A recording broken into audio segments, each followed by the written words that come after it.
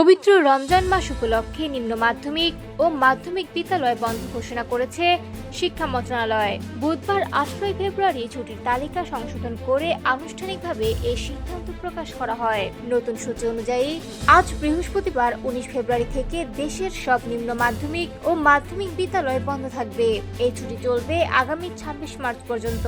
তবে 26 মার্চ বৃহস্পতিবার হওয়ায় শিক্ষক ও কর্মচারীরা সাপ্তাহিক ছুটি মিলিয়ে 28 মার্চ পর্যন্ত ছুটি উপভোগ করতে পারবেন। এর আগে শিক্ষা মন্ত্রণালয়ের এক শীর্ষ কর্মকর্তা গণমাধ্যমকে জানিয়েছেন, নতুন সরকার দায়িত্ব গ্রহণ করেছে এবং সরকার চাইলে রমজানে শিক্ষা প্রতিষ্ঠান বন্ধ রাখার সিদ্ধান্ত নিতে পারে। সেই সম্ভাবনাই এবার বাস্তবে রূপ নিল। উল্লেখ্য, গত রোববার এক রিট মামলার শুনানি শেষে হাইকোর্ট পুরো রোজার মাস স্কুল বন্ধ রাখার নির্দেশ দেন।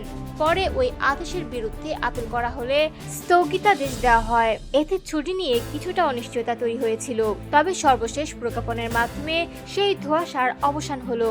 এদিকে ত্রয়োদশ জাতীয় সংসদ নির্বাচন, গণভোট এবং শিবরাত্রি ব্রত উপলক্ষে প্রাথমিক মাধ্যমিক বিদ্যালয় ও কলেজগুলো টানা 5 দিন বন্ধ ছিল। গত সোমবার থেকে এসব প্রতিষ্ঠানে শ্রেণীকক্ষে পাঠদান শুরু হয়েছিল, কিন্তু নতুন ঘোষণার ফলে আবারও শিক্ষার্থীরা দীর্ঘ ছুটিতে যাচ্ছে। মাদ্রাসাগুলোর ক্ষেত্রেও নির্বাচনী ছুটির ধারাবাহিকতায় ঈদের ছুটি শুরু হয়েছে। মাদ্রাসার বর্ষপঞ্জি অনুযায়ী আগামী 28 মার্চ পর্যন্ত তাদের ছুটি বহাল থাকবে। অন্যদিকে কলেজগুলোর ক্ষেত্রেও বুধবার থেকে ঈদের ছুটি কার্যকর হয়েছে। কলেজে নিয়মিত ক্লাস শুরু হবে আগামী 29 মার্চ থেকে।